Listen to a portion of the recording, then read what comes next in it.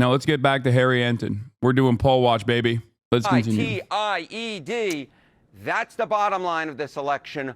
Way too close to call at this point. All of the key states within a couple of points, and arguably the most important one, Pennsylvania, tied. Just tied. Put that in terms of the electoral map for us. How does that bear out? Yeah, how does the electoral map bear out? Well, if the results match the polling averages, guess what?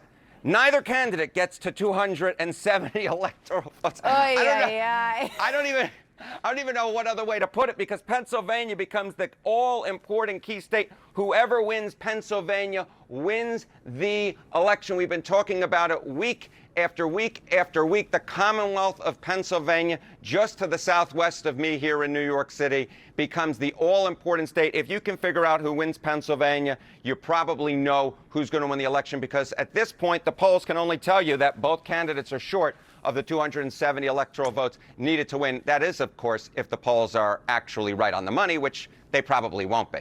Okay, explain that to us, because they're not perfect.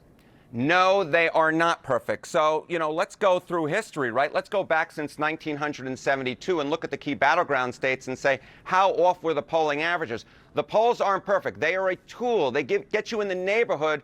But when the race is this close, when all the key battleground states are within 3 percentage points, that's within the average error band. The average error band for state polling average since 1972 is, get this, 3.4 points. 3.4 points. And then if you talk about a margin of error, right, like a 95% confidence interval, we're talking about more like plus or minus 9 points. All of the key battleground states are within this error band, and they're actually within the average error band as well. So let's kind of talk about what happens if you have an average error and apply it to the electoral map, right?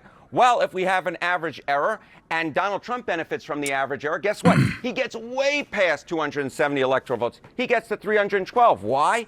He carries all the Great Lake battleground states. He carries the Southeast battleground states of North Carolina and Georgia. And he carries Nevada. This is dumb. Like, this is such a stupid way to do this, especially when there's so many polls that are like, there are so many polls that are junk. This time around, especially, there are, like, back in the day, you had Trafalgar, you had Rasmussen, you had a couple like very obviously right-wing slanted polls. Now it's like, it's insane. And yeah, if you try to look at like the margin of error and slam a 9-point differential, then what the fuck are we doing? You might as well make up numbers at that point. I don't think this is like solid analysis. I think they're just bored and filling airwaves at that point. So you are cherry picking. I think poll grading kind of matters, don't you think? Like, and yes, applying a 3-point error in this direction is also silly, because the base that they're pulling from has massive swings. Applying a 3-point error in this situation, when you look at the aggregate of all of the polls, which include a lot of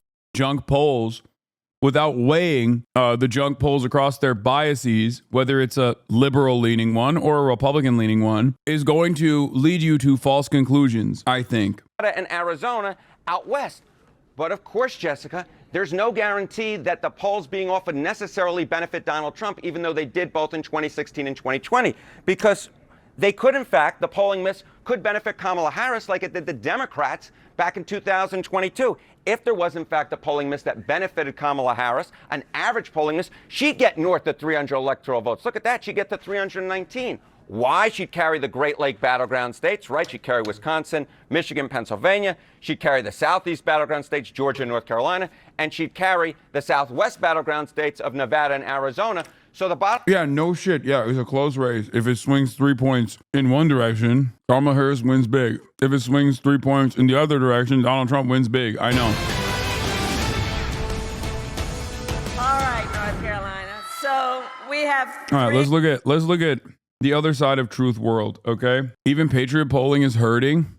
New Patriot polling, swing states poll. Arizona, +3 for Trump. North Carolina, +2 for Trump. Georgia, +1 for Trump. Pennsylvania, +1 for Trump. Michigan, tied. Wisconsin, tied. Nevada, tied. Patriots, rise up. I thought this would have been +10 for Trump everywhere across the board. What the hell's going on? This is a verbatim transcription of Trump's meltdown at a rally today. Let's be honest, if your grandpa was speaking like this, you'd help Does he help not give them the nuclear codes? Yeah. The problem is a lot of people are just as stupid. So they think it's cool because he reflects their own personal positions on the matter when he speaks like that. 3 days left in one of the most consequential elections of our lifetime, and we still have work to do. This is a very important state, and we have to get this solved. We have to get you out, and we can't take a chance of losing the great state of North Carolina. We're not going to lose the great state of North Carolina. So here we go now, 2 days and counting. Remember we were starting this thing like 60 days ago? Home stretch right there. State of the race. Come on over here, Jimmy. This is what our forecasts have been looking like, and this really goes back more than a month. All right. We think everything in gold and or yellow is a toss-up, right? But about a week ago, we had Arizona lean Republican, so we gave it that little rosé red color there. I don't know what's going on in Iowa, Dana, right? I mean, we've got it likely Republican. Trump won at 9 points in 2016, won at 8 points in 2020, so we'll see how that goes. Here's another thing to look at, all right? This is New York Times from overnight, okay? These are all the swing states. Everything's super close as best as we can tell. Look, someone's going to be right, someone is going to be wrong. That's just what it comes down to.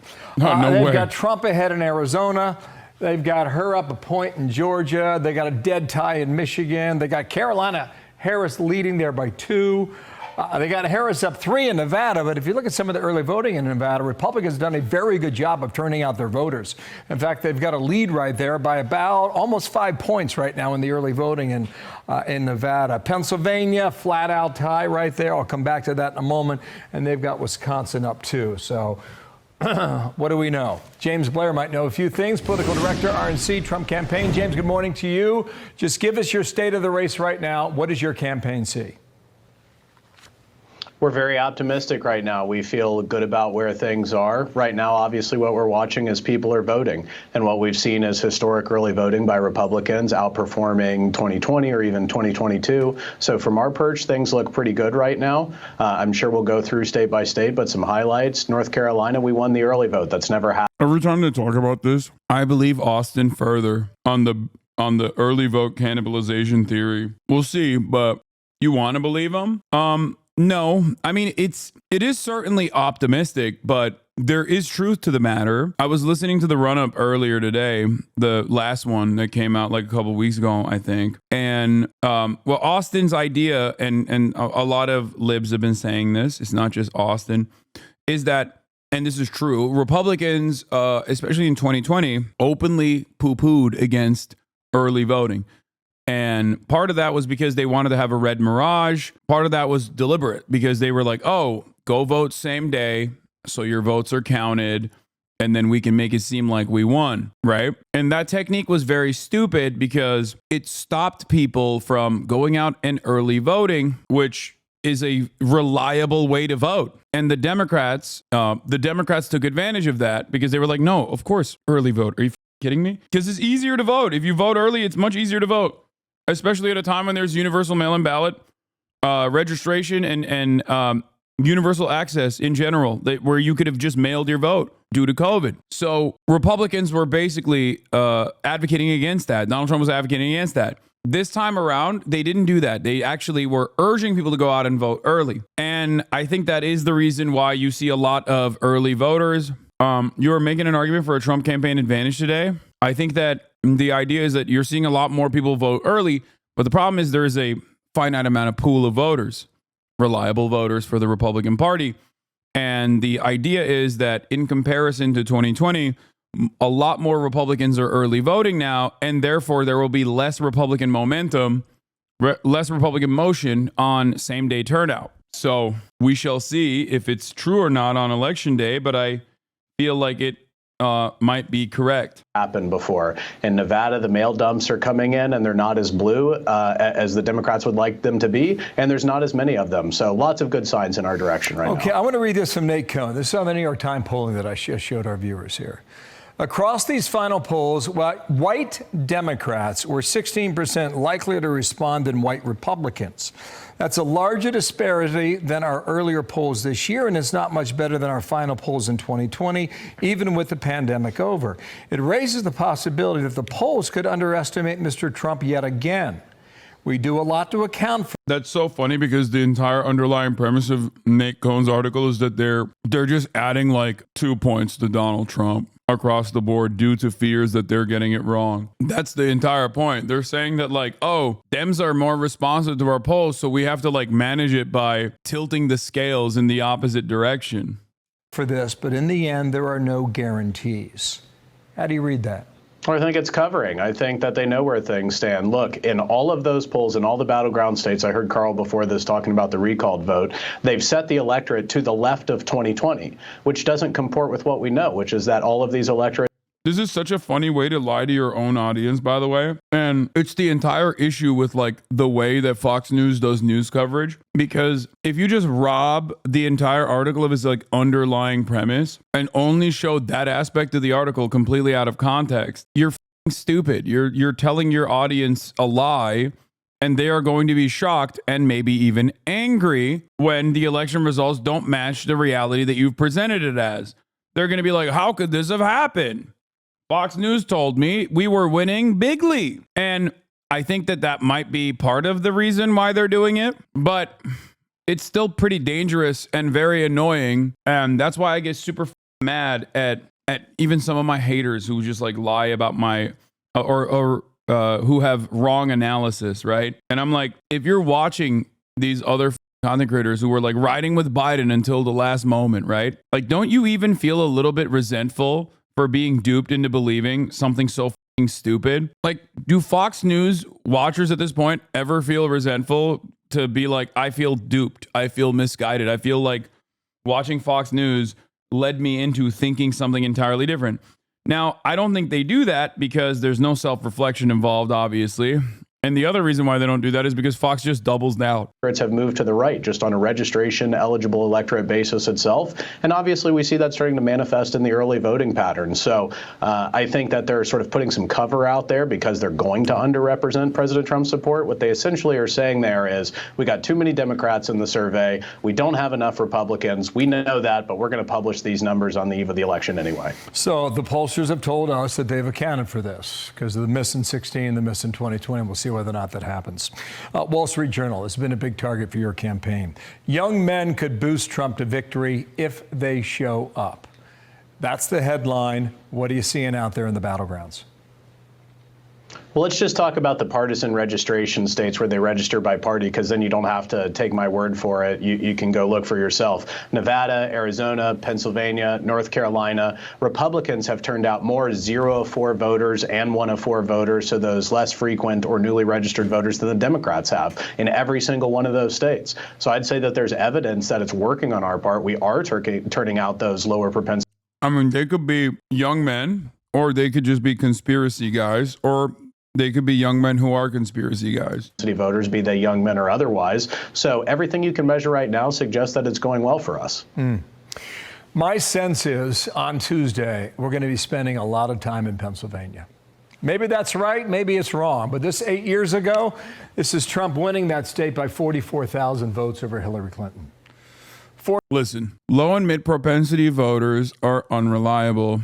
So let me explain something to you. Low and mid propensity voters are unreliable unless you are presenting them with a reason to go out and vote. Trump has been ironically doing the Democratic style harm reduction campaign, but from the right. This is why I suspect that the conspiracy voters, people who are definitely very openly pro-Trump, might not show up come election day because you're not offering them anything. In 2016, Donald Trump offered them something. He offered them owning of the libs. He offered them owning Hillary Clinton, locking Hillary Clinton up, unsealing the 9/11 files, like all this shit. He hasn't really done that this time around. I think the one thing that he said he would do is he's going to ban fluoride in the water or something. Like that just came out today. But he used to do more shit like that. And he's not really doing it no more. He's just constantly talking about how shitty Kamala Harris is and how she's a dumb broad. And while that might be enough for people to be like, yeah, I'm pro-Trump, I don't fucking care about her, she's a whore or whatever, I don't think that like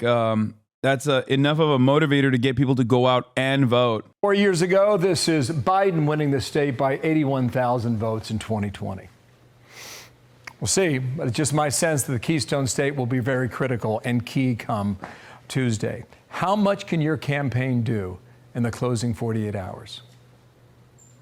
A lot. We can keep getting out the vote. And let's talk about Pennsylvania. Right now, there's nearly 700,000 registered Democrats in the state of Pennsylvania who had cast a vote by this point in 2020 or 2022, and they haven't cast a vote yet, and they don't have mail ballots. That's a huge hurdle for them to climb. Secondarily, again, we've talked about the voter registration before, Bill, but just to put a fine point on it, there was 685,000 more registered Democrats in the state of Pennsylvania 4 years ago than Republicans. Today, that number has been cut to about 280,000. So a huge swing in our direction. James Blair, thank you for your time. I know you're working day and night. Thanks for coming on today, and we'll see who's right.